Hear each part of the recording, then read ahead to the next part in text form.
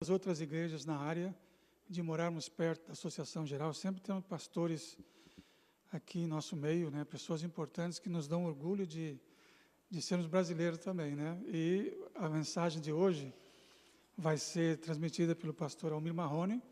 O pastor Marrone, ele é o diretor de publicações da Associação Geral. Ele já tem uma longa experiência nessa área. Ele atuou como também o diretor de publicações da divisão sul-americana por somente 15 anos, né? Então dá para ver que ele já tem uma bagagem mais ou menos boa, né? Então, pastor, bem-vindo à nossa igreja e oramos para que o Espírito Santo possa te usar e que nós possamos ser abençoados. E estou vendo lá no fundo também o pastor Rubén Ramos. Bem-vindo, pastor, a nosso meio. Que Deus o bendiga. E então, pastor, com você a palavra. Obrigado, Ricardo. Um feliz sábado, bom dia a todos vocês. É uma alegria poder voltar aqui a essa igreja depois de algum tempinho. É um privilégio estarmos aqui com vocês. Que vocês sintam abraçados pelo Senhor Deus nessa manhã. E nessa manhã eu escolhi apresentar um tema que nos ajuda a entender a importância da comunicação divina através dos livros. Afinal, eu tenho tido o privilégio de atuar numa área que lida com livros da Igreja Adventista já por muito tempo. Eu não sei, os planos de Deus são bastante interessantes. Eu cresci em uma família de empresários na área de gráficas. O meu pai tinha 7 irmãos, e entre esses 7 irmãos, cada 2 deles possuía uma gráfica. Então, chegou um tempo que haviam 3 gráficas na família, gráficas comerciais, imprensa. E o meu primeiro emprego foi numa gráfica dessas, aos 11 anos de idade, varrendo o chão, tirando papel que caía das guilhotinas, não é? E juntando esse lixo e vendo os impressores. E um dos passatempos mais agradáveis que eu tinha era acelerar as impressoras, sem que o impressor visse. Porque eu gostava de ver as impressoras a full speed, ou seja, a toda velocidade. Depois, meu pai também montou uma gráfica em outra cidade, e assim foi a vida da família. Eu nasci e cresci sentindo o cheiro de papel e tinta.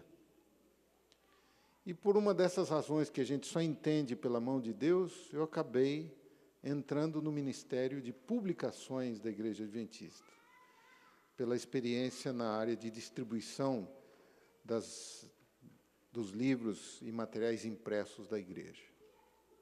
Quem conhece um pouco da história da Igreja Adventista sabe identificar um personagem conhecido como Josué Himes.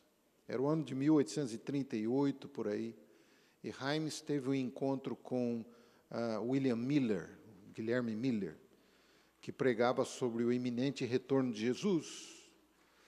Miller pregava em igrejas da Nova Inglaterra sem uma estratégia muito agressiva de marketing naquele tempo, para que a sua mensagem fosse conhecida de milhares de pessoas. Ocorre que Himes era um jovem idealista, pregador, nos seus 20 e poucos anos. Quando ouviu a mensagem de Miller, ficou bastante impressionado, o convidou a pregar em sua igreja. E Miller foi, e num dado momento, Himes disse: você compreende, você acredita nessa mensagem que você prega? Sim, eu acredito. E você nunca pensou que essa mensagem deveria alcançar todos os cantos? Por que não as cidades grandes desse país? E ele começou a citar nomes de cidades. Por que não Baltimore, Rochester e outras cidades deste país poderiam ouvir essa mensagem, Nova York?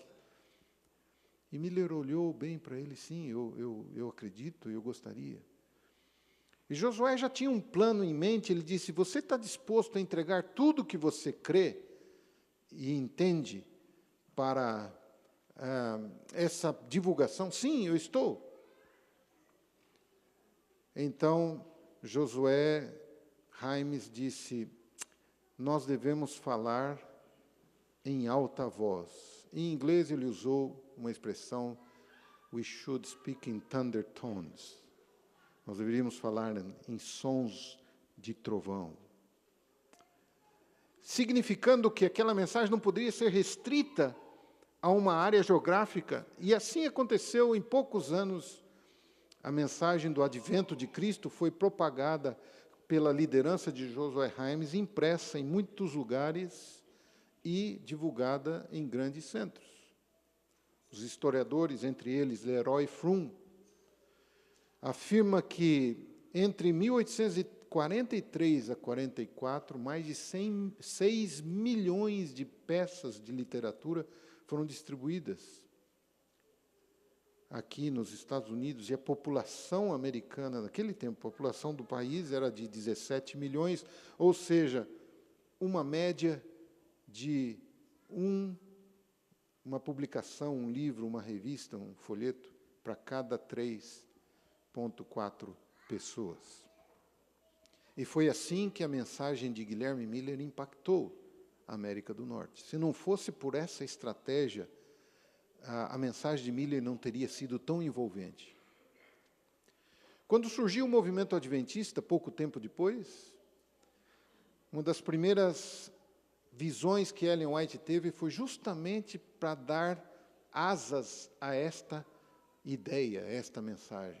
Então ela disse, você, disse ao marido, deve começar a imprimir e enviar ao povo, e será pequeno no começo, mas desde o princípio alcançará êxito e será semelhante a luzes que darão volta ao mundo. E a igreja começou a fazer isso. Ainda não era uma igreja, era um movimento tímido, pequeno. Em 1852, compraram a pequena impressora e colocaram em Battle Creek, e aí começaram a imprimir, enviar. E, finalmente, quando chegou por volta de 1870, a igreja entendeu que deveria fundar sociedades de distribuição dessas literaturas. Em muitos lugares, elas foram chamadas como sociedade de tratados, Tract Societies. John Loughborough escreveu um livro sobre a história da Igreja Adventista, e ele disse neste livro que as sociedades de tratado impactaram de tal maneira a igreja e que se tornou uma evidência do poder da igreja para a evangelização.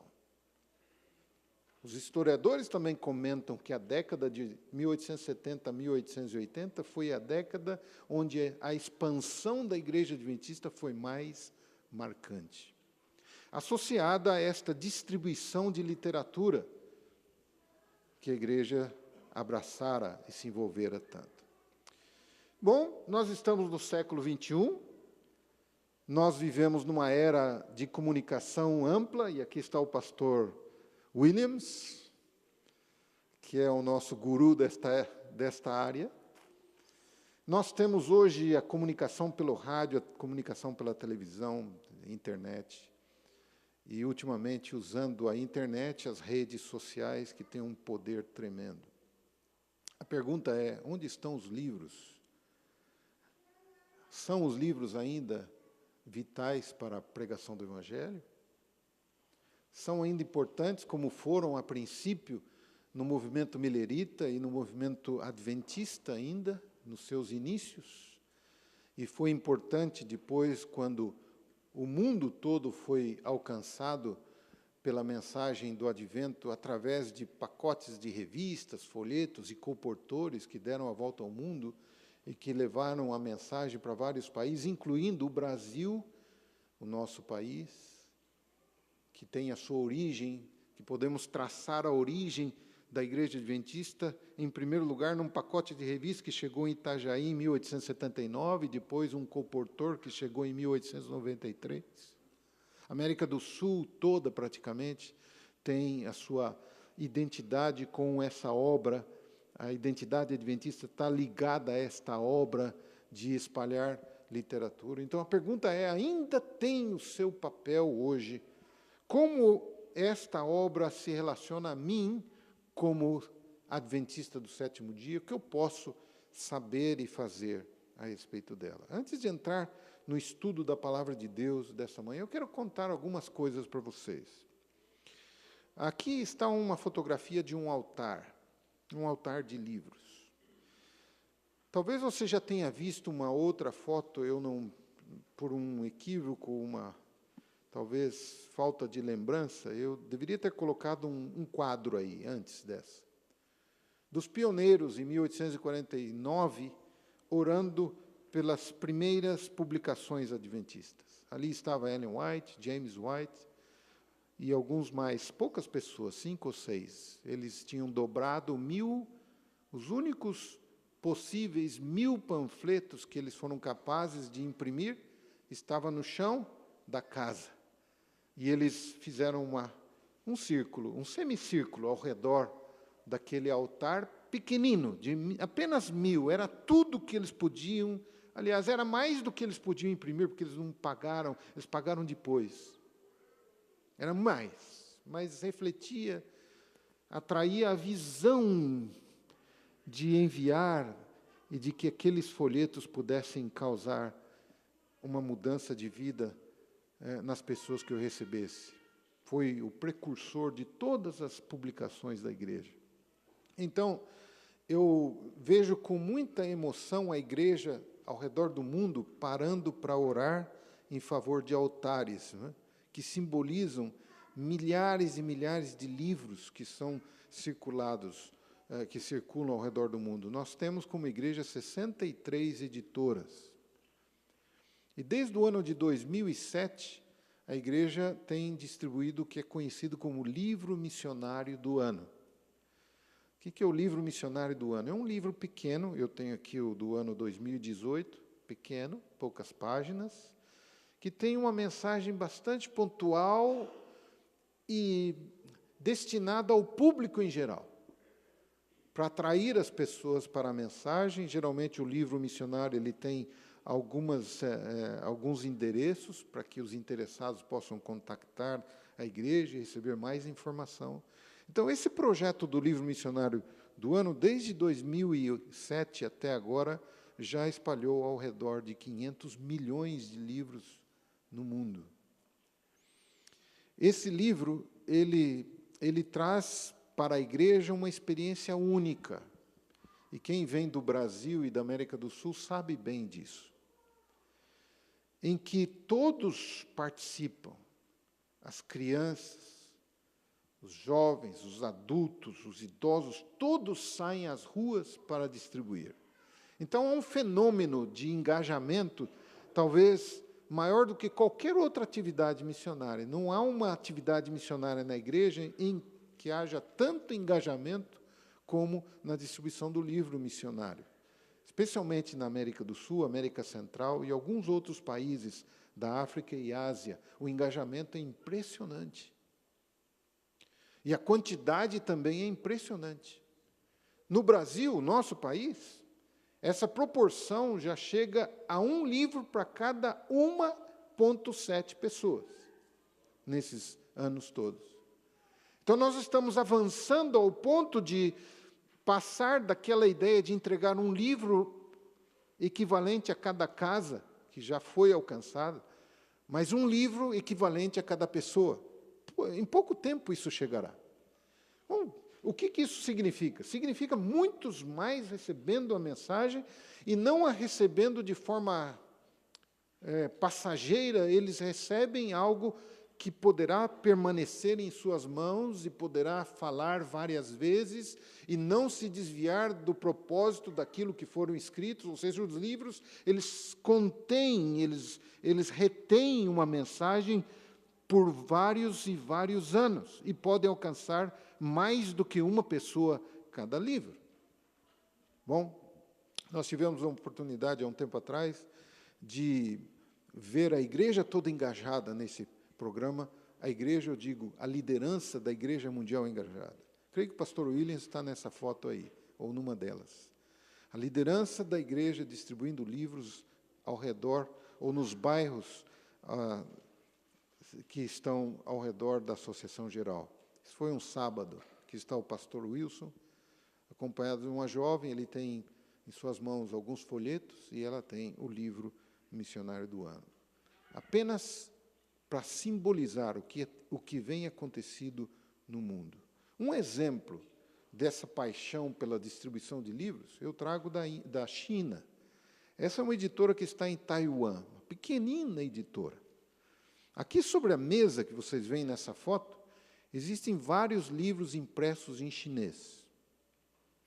Para que um livro seja circulado em chinês, ele tem que ter uma autorização do governo chinês. Ele não pode ser impresso e já sair para as livrarias ou para as igrejas. Ele tem que ter uma autorização. Até hoje, para circulação externa na China, nós conseguimos autorização para 11 livros. A Igreja Adventista produz outros livros na China que têm um carimbo identificando como livros de circulação interna apenas. Esses livros podem ser impressos com essa identificação. O governo permite. Mas se o livro for para distribuir externo, ou para distribuir para o público externo, ele tem que ter esse código de barras e uma autorização especial. Entre os 11 livros que nós já conseguimos, está o livro Health and Wellness, doutora Kátia, que é o livro missionário de 2015, o livro sobre saúde, o livro História da Esperança, de Ellen White, e também um livro sobre histórias da Bíblia, que é um livro vendido pelos colportores na China. Há 400 colportores na China. Esse ano nós queremos imprimir outro livro. Esse livro, The Power of Hope, ou Poder da Esperança, também entrou nesta coleção de 11 livros com o selo de permissão para ser distribuído. Esta é uma foto do Vietnã. É um grupo de 50, mais ou menos, colportores do Vietnã. Em 1975, com o fim da Guerra do Vietnã, os colportores foram desautorizados pelo governo comunista, ou seja, a colportagem, e a Igreja Adventista não podia mais imprimir e distribuir livros. Mas, em 2007, esse programa voltou. O ano passado, eu tive a oportunidade de visitar o Vietnã, em que eles celebravam 10 anos, e cortaram o bolo de celebração dos 10 anos da distribuição de livros para o público externo. E nessa celebração haviam 3 autoridades do governo comunista que ali estiveram para condecorar a igreja e parabenizar a igreja por esse trabalho bonito de levar cultura e informação para o público em geral, incluindo livros de orientação espiritual também. Essa é uma foto histórica, depois de 50 e poucos anos, no país de Cuba, está sendo, pouco a pouco, liberado a distribuição de livros adventistas. E aqui nós temos um grupo sendo treinado ali na cidade de Havana. E outras notícias eu poderia contar para vocês, mas eu termino essa parte de informação falando que todos vocês poderiam e poderão distribuir livros em diferentes línguas, se vocês quiserem. Em árabe, por exemplo, em chinês, em outras línguas, italiano, português, francês. Quem tem um telefone celular, seja ele usando o sistema Google ou o sistema Apple, ou iOS, você pode fazer o download do Sharing Hope App, esse aplicativo que dá a você a possibilidade de ler livros de graça online e também fazer o download desses livros para o seu equipamento e enviar livros inteiros ou partes de livros para quem quer que seja, onde quer que esteja no mundo. Então, a tecnologia ajuda a distribuição desses conteúdos, como vocês podem ver aqui, os livros em inglês, uma parte. Esse app dá essa possibilidade. Temos essas bandeirinhas, são pessoas que já se engajaram. Temos 20 mil soldados do Sharing Hope App, que estão usando o app para enviar literatura em qualquer lugar do mundo, para quem quer que seja um país livre ou não, esse livro pode entrar lá. É uma forma de a gente levar a mensagem lá. Você pode... Isso, acho que foi demais aí. Ok. E falando de livros, a questão é, como são os hábitos de leitura? E vamos pensar um pouquinho nos hábitos de leitura da igreja também. Os hábitos eu quero fazer uma comparação aqui entre dois países que vocês têm relação de próxima. O primeiro país é onde nós moramos, os Estados Unidos. E o segundo é o Brasil, onde todos nós, ou a maioria de nós, tem a sua origem. Primeiro, o Pew Research Center diz que 73% dos americanos leram um livro no último ano. Dentro dessa estatística, 65% leram um livro impresso, 28% leram um livro eletrônico e 14% ouviram um livro em áudio. Em média, os americanos leem 12 livros por ano, por pessoa. Essa média. Vamos ver o Brasil. O Brasil tem um instituto chamado Câmara Brasileira do Livro, que cada 2 anos eles lançam um novo resultado, uma nova pesquisa, o Instituto ProLivro. E diz o seguinte, de acordo com a última pesquisa realizada em 2015, a leitura é um hábito de 56% da população brasileira. Já foi pior, não fiquem tristes, já foi pior, estamos melhorando. Em média, os entrevistados disseram ter lido 2,54 livros nos últimos 3 meses. Estamos crescendo, isso já foi pior. Na primeira pesquisa que eu tive a oportunidade de ver, em 2008, a média era 1,6. Então, o progresso está chegando. 42% disseram ter hábito de ler a Bíblia. Isso é uma outra informação muito interessante. E, notem, aqui vale a pena refletir. A única esperança é o livro missionário de 2014. A pesquisa foi feita em 2015. Então, a única esperança de Alejandro Bulhon apareceu entre as 18 primeiras posições do ranking. E Ellen White na 10ª posição entre os autores mais citados.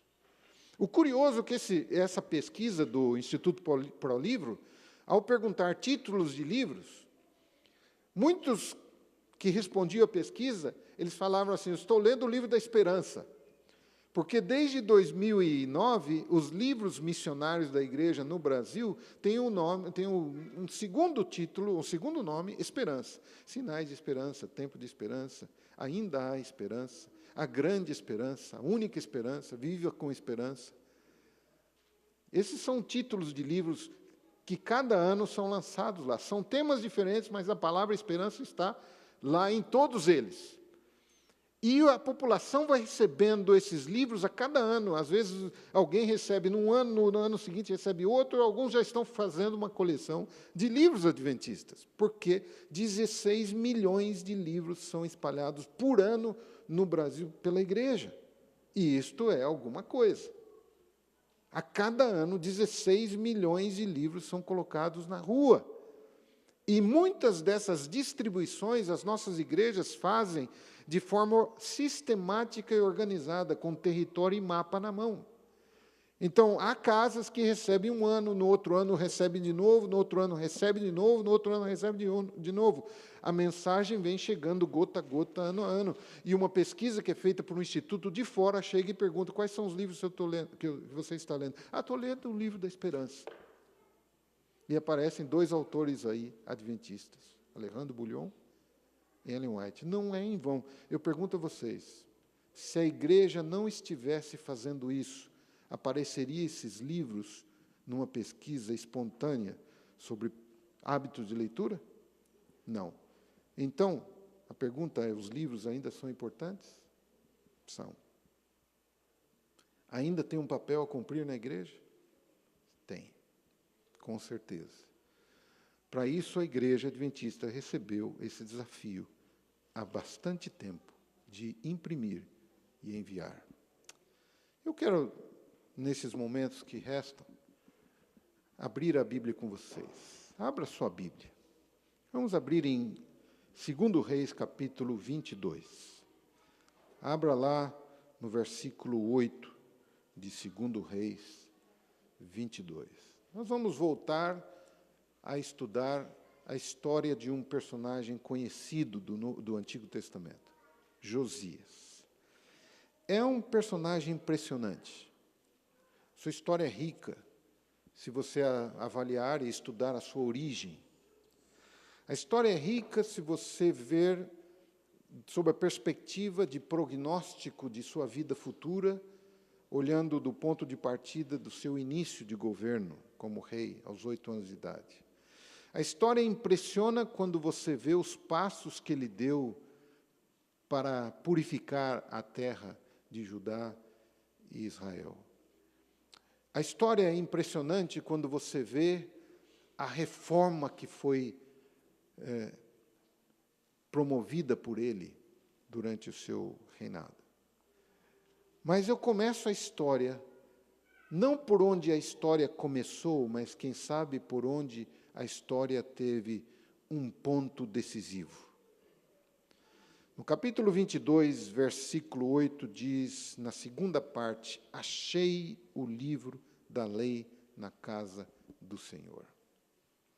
Essa declaração do sumo sacerdote Ilquias, a Safã, é uma declaração histórica em termos de revolução. Foi revolucionária esse encontro, esse achado. E se você pensar um pouquinho, pode ser que essa declaração tenha sido feita ou enunciada num tom de voz de muita emoção e de grande entusiasmo. Quando a gente lê um texto, nem sempre a gente consegue imaginar o que está por trás desse texto, a emoção de quem fala isso. O entusiasmo, a tristeza, o sofrimento, você não consegue discernir de fato. Mas eu quero entender que quem acha algo que tem valor, quando fala que achou, não fala de uma forma indiferente. Você já perdeu alguma coisa de valor? Já perdeu chave? Já perdeu carteira? Já perdeu documento? Já perdeu passaporte, por exemplo? Aí eu já vi gente, a gente viaja muito, já vi gente desesperada no aeroporto. Onde está meu passaporte? Onde está a chave? Lá em casa, onde está a chave é uma pergunta corriqueira. Né? Onde está a chave? Onde está a carteira? Né? Aliás, essa pergunta, onde está a carteira, eu talvez tenha aprendido a dramaticidade dessa pergunta na viagem de lua de mel. Né?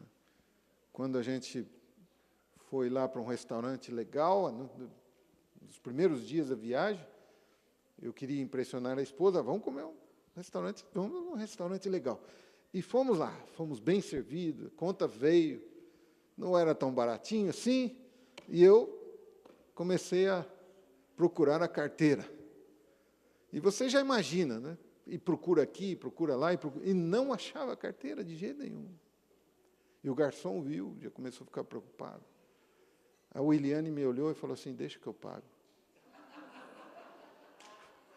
Desde então, ela está pagando as contas lá em casa até hoje. Né? Voltamos para o carro, e agora? Onde está essa carteira? Fomos para o hotel, e abre gaveta, fecha gaveta, olha no chão, olha para cá, olha para lá, e nada de achar a carteira. E ela falou assim, volta para o carro. E os conselhos das esposas são sempre sábios, né? Aí para o carro de novo, senta outra vez lá, põe a mão no volante, pensa, o que eu fiz com a carteira? Aí deu uma ideia assim, deixa eu ver aqui embaixo.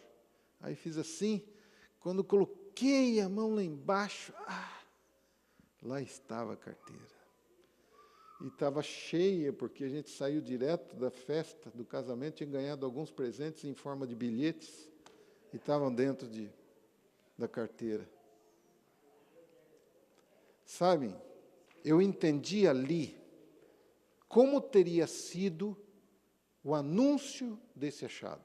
Porque se eu não tive coragem, mas eu poderia ter saído nas ruas daquela cidade, dizendo assim, gritando, eu achei a carteira, estava perdida, eu achei. Talvez voltado lá no restaurante, falado para o garçom, olha aqui, eu tinha dinheiro para pagar. Você já perdeu e achou algo valioso? Talvez ninguém saiu na rua gritando, achei um livro, achei um livro, achei um livro. Mas, com certeza, milhares de pessoas encontraram uma riqueza de valor imensurável num livro achado. E quando Ilquias achou o livro, a primeira coisa que ele fez foi chamar quem pudesse colocar o livro nas mãos do rei, porque o livro era importantíssimo. Era um livro perdido ou esquecido por algum tempo no templo. Há um tempo, eu diria, gerações. Porque a história de Josias, ela começa de uma forma muito positiva, muito tranquila, no versículo 2, dizendo, ele fez o que era reto aos olhos do Senhor. Pronto, legal, bonito. Mas o que tinha acontecido lá atrás? Josias foi bisneto de Ezequias. Beleza? Um ótimo rei. Um rei fiel. Um rei que buscou o Senhor. Que teve grandes sinais da misericórdia de Deus na sua vida. Que experimentou a mão de Deus de uma forma poderosa, quando ele ficou mortalmente enfermo, e Deus o curou, e Deus deu um sinal de que ele realmente seria curado, a sombra voltou, o sol voltou, parou, ou seja, toda uma demonstração maravilhosa do poder de Deus para Ezequias. Mas Ezequias foi sucedido, depois de 29 anos, ele foi sucedido por Manassés, seu filho, que reinou 55 anos. Então, esses 55 anos de Manassés foram anos terríveis, de apostasia, de abandono de Deus, de crueldade para com aqueles que pregavam a mensagem de Deus, os profetas. Segundo a história, Isaías foi morto nesta época e outros profetas perseguidos. E alguns historiadores e estudiosos dizem que possivelmente o livro da lei se perdeu na época de Manassés, ou por negligência ou a propósito. Algum sumo sacerdote escondeu para proteger. Ellen White, no livro Profetas e Reis, considera que o livro tenha sido negligenciado, então tenha sido esquecido. E ele ficou perdido. Por negligência ou por deliberada intenção de esconder e proteger, o livro ficou longe do alcance do público, seja na pregação dos sacerdotes, seja no estudo que chegasse ao povo. Por que isso? Porque na época de Ezequias, o livro era lido, era estudado, e o povo obedecia a Deus porque sabia o conteúdo do livro. Ninguém obedece se não sabe o conteúdo do livro. Bom, aconteceu que Josias nasceu, não, logicamente, nesta época de Manassés, nasceu já do filho de Manassés, Amon, que foi um rei mau, que teve um reino abreviado por sua maldade, que foi assassinado pelos seus servos, e que os servos foram mortos pelo povo que invadiu o palácio e mataram os servos. Você pode imaginar, Josias galgou o trono numa situação de rebelião, de revolta, de morte, de assassinato e de derramamento de sangue. 8 anos, uma criança, pai assassinado, um avô que foi o mais terrível da história. Pergunta, qual seria o prognóstico? Qual seria o futuro da nação? Quem seria esse menino de 8 anos? Que seria dele aos 20, aos 16, aos 20, aos 25? O que o futuro reservaria? Mas a Bíblia diz, no versículo 2, fez o que era reto perante o Senhor. Que Fantástico. Que tremendo. Por que ele fez o que era reto? Porque, logicamente, a psicologia teria dito, esse menino vai ser mau. Esse menino vai ser cruel.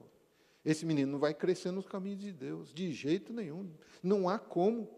Não há prognóstico positivo. Mas ele contrariou os prognósticos. E isto é um mistério. Eu não tenho uma explicação para isso. Eu aceito isso, porque está escrito. Mas se me contasse essa história sem revelar o fim, eu diria com alto e bom som, esse menino vai ser um terrível. Mas o que mais me intriga na história de Josias é que o livro foi achado 18 anos depois que ele começou a reinar. Isso é que me intriga. Me intriga o fato de que, ao ler o livro pela primeira vez, no 18º ano de reinado, ele rasgou os seus vestidos. Como ele se enveredou pelos caminhos de Deus e se aprofundou na busca de Deus, eu não sei. Eu louvo a Deus por isso. Se a gente procurar entender, o livro causou um impacto quando ele foi lido.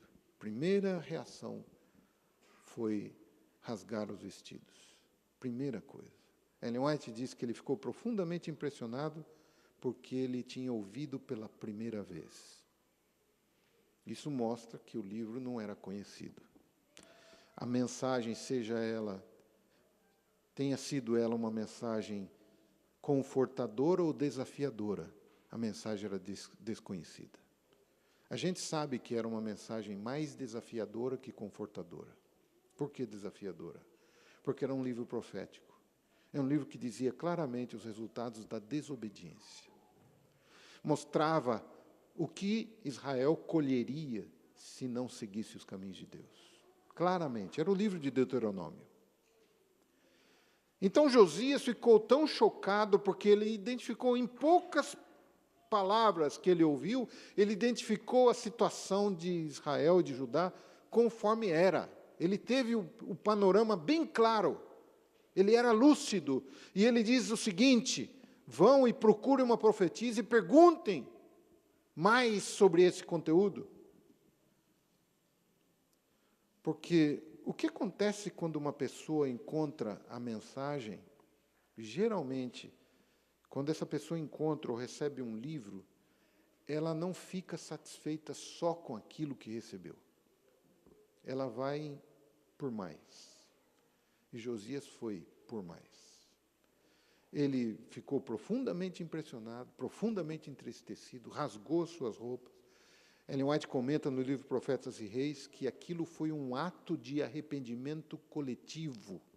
Se é que alguém pode ter um arrependimento coletivo, eu diria um líder, sim, deve ter arrependimento coletivo.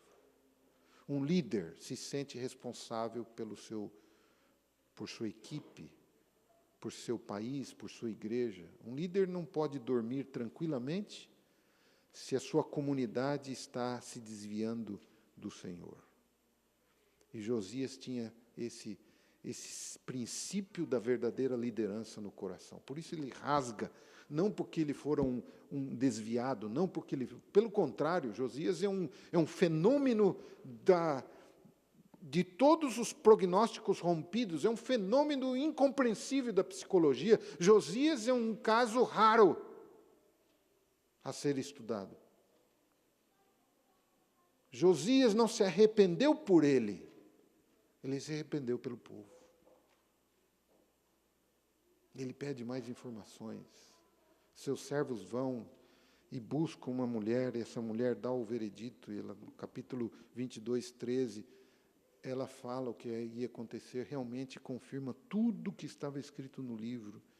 E aí, ela diz assim, no final, a declaração dela, assim, porque o rei enterneceu o coração, ele será reunido, uma palavra bonita para dizer que ele vai morrer, ele será reunido com seus pais em paz. Significa Enquanto ele viver, haverá paz. E ele recebe essa mensagem de volta. Ele poderia ter pensado, que bom, estou livre, me safei. Mas um líder, de novo, mostra preocupação não consigo mesmo, mas com a comunidade ou com o país que ele lidera. E o que ele fez? O terceiro passo, ele resolve falar com a liderança.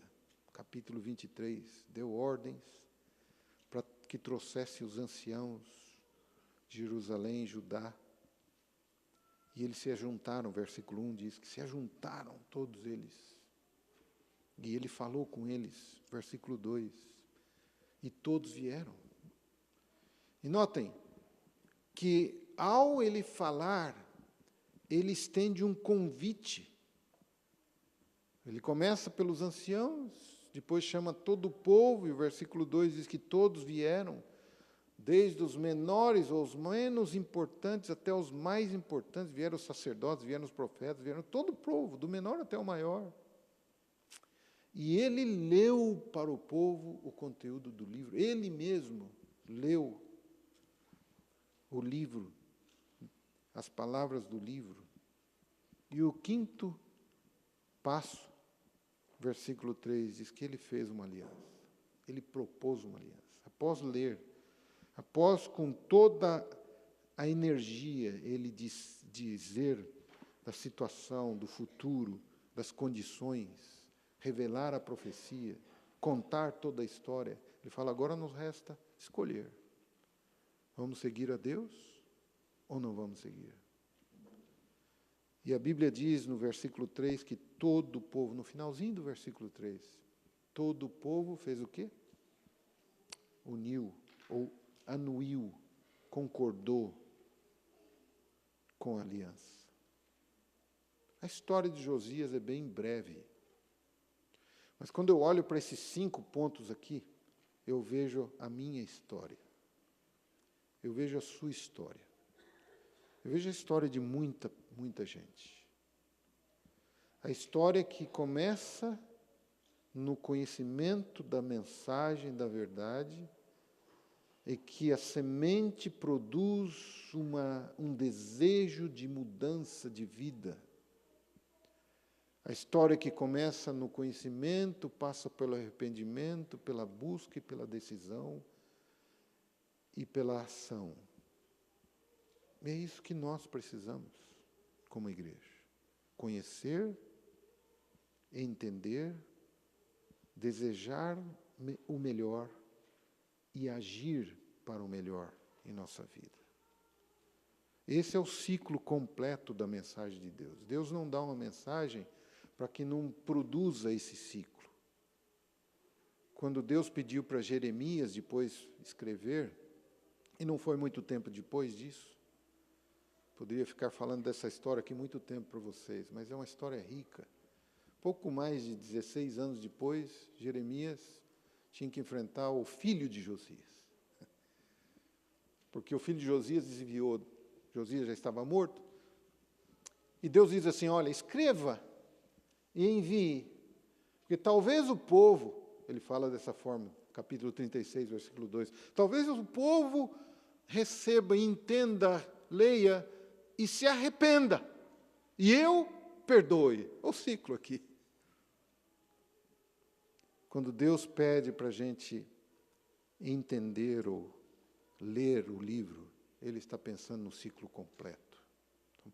Eu termino falando de 2 maiores lições da história de Josias. Deus quer que eu experimente esse ciclo completo.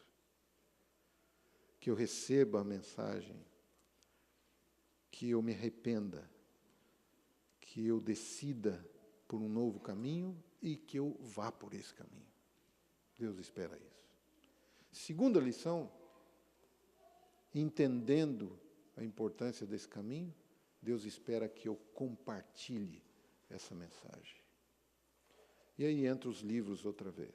Se um livro mudou a história de um país, e a Bíblia diz que não houve uma reforma maior, mais ampla, mais profunda do que a reforma de Josias, eu creio com toda a minha, não vou dizer ingenuidade, mas com todo o meu anseio no coração, eu creio que um livro pode realmente mudar histórias. Eu creio. Há um tempo atrás eu estava no estado de Alagoas, no Brasil. Era um evento da igreja, e como alguns eventos da igreja, havia ali um batistério, e alguém seria batizado. Me aproximei, era um jovem senhor, aí de seus 37 anos, talvez, 38 anos. Eduardo, o nome dele. Eu o conheci e ele contou a história para mim. É uma história incrível. Eduardo nasceu numa família muito católica, do interior do estado. Seus parentes, muitos deles tinham estudado em seminários católicos e alguns se tornaram sacerdotes. E ele, no fundo, ele queria ir por esse caminho. Mas uma vez o seu pai recebeu em sua casa um colportor que vendeu a ele a assinatura da revista, naquele tempo, Sinais dos Tempos. A antiga revista Atalaia, que depois recebeu o título de Sinais dos Tempos. Esse homem, que era um advogado, os advogados gostam muito de literatura, de livros, revistas, ele comprou, lia assiduamente a revista. E um belo dia a revista trouxe a propaganda de um livro chamado O Grande Conflito. E o pai, na próxima visita desse colportor, o colportor voltava todos os anos para renovar a assinatura, o pai perguntou, o pai do Eduardo perguntou, escuta, esse livro você tem? Tem, sim. Posso trazer? Pode. Trouxe o livro. O doutor, pai do Eduardo, pegou o livro e colocou na estante e não leu. Tinha muitos livros, muita gente compra e coloca na estante. Mas o Eduardinho, que tinha apenas 8 anos de idade, muito curioso, foi lá e pegou o livro. Começou a ler o livro. Leu o primeiro, segundo, terceiro, quarto capítulo, já estava gostando do livro, mas ao mesmo tempo que ele gostava da leitura, a leitura provocava uma reação contrária no coração do Eduardo. Porque o livro, justamente, um livro que apresentava uma verdade nua e crua diante dele, e ele não conseguia digerir bem aquilo.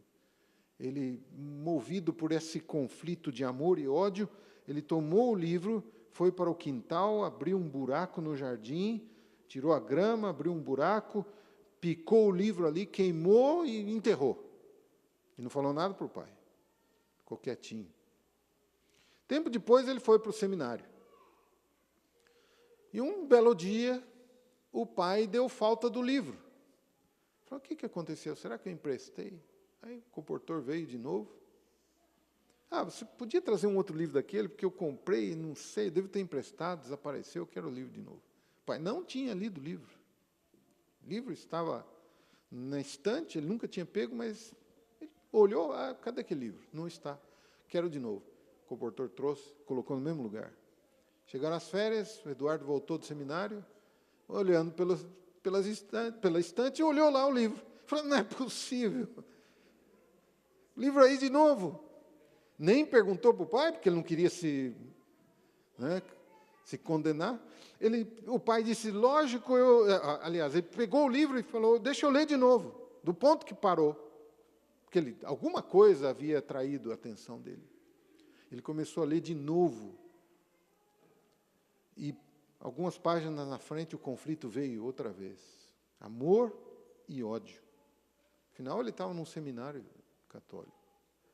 E, finalmente, o ódio venceu, ele pegou o livro, outra vez foi lá para o quintal, abriu um buraco, queimou o livro, enterrou o livro. Já era um cemitério de livros o quintal da casa deles. Os anos passaram. Ele deixou o seminário, foi para a capital estudar direito, se formou, tornou um advogado, casou-se. Para resumir a história, mais adiante ele estava passando por uma crise no casamento, ele lembrou do livro. E agora, o que eu vou fazer? Entrou na internet, lembrava do título, conflito, aí veio lá a página da Casa Publicadora Brasileira, ele escreve para a Casa Publicadora Brasileira. Poucos dias depois, um outro colportor veio, Falou, olha, você escreveu para o editor? Escrevi. Você está querendo o livro Grande Conflito? Sim, está aqui o livro. Pegou o livro, com toda a reverência, tirou a capa, deu uma olhadinha nos comentários ali, do editor, em contracapa, colocou o livro na estante. Eu vou lê-lo mais tarde. Dias depois ele estava sentado no escritório, a janela aberta, as duas, e uma corrente de vento, uma brisa forte, passou, alguns livros caíram e o livro ficou em pé, o conflito. Ele falou, deve ser, o Senhor está querendo que eu leia esse livro agora. Pegou o livro e começou a lembrar daquilo que havia lido. Agora já não tão dominado pelo preconceito, pelo rancor, continua até o fim. E o resultado, naquela tarde, eu pude ver o doutor Eduardo sendo batizado. Que história incrível. Eu mesmo não teria acreditado se alguém contasse. Uma história incrível. Eduardo hoje é um ancião da igreja lá, em Aracaju. Convertido depois de mais de 30 anos, lutando com a mensagem que estava num livro. Mas ele encontrou o livro. Muita gente um dia encontrará o livro. O que eu digo para você hoje? Não saia de casa sem ter um livro na sua bolsa. Tem um livro no seu carro. Tem um livro no porta-luvas. Você verá que Deus colocará pessoas na sua frente ou do seu lado e você poderá compartilhar. Porque um livro mudou a história de Israel, muda a história de pessoas e continuará assim até que Cristo venha. Que Deus nos abençoe. Vamos ficar em pé para a oração.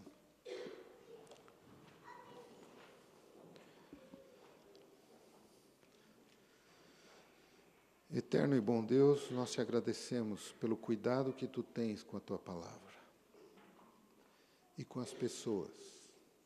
A tua palavra foi escrita para alcançar pessoas e pessoas foram criadas para encontrar a tua palavra. Ajuda-nos, Senhor, como aqueles que já foram alcançados, a colocar a tua palavra ao alcance das pessoas. Que as pessoas leiam em nossa vida e também leiam nos livros que nós distribuímos. Que tu sejas engrandecido, que a mensagem do teu breve retorno seja conhecida e que milhares, muitos mais, estejam preparados. Em nome de Jesus te pedimos. Amém.